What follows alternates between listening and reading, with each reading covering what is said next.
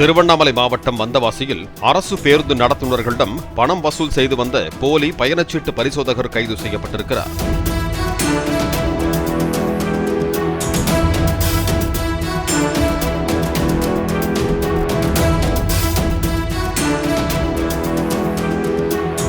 இளங்கோவன் என்ற அந்த நபரின் தோற்றம், அழுக்குச் சட்டை, பேசும் விதத்தில் சந்தேகமடைந்த நடத்துனர்கள் சிலர் பணிமனை கிளை மேலாளருக்கு தகவல் தெரிவித்து இளங்கோவனை ஒப்படைத்தனர்.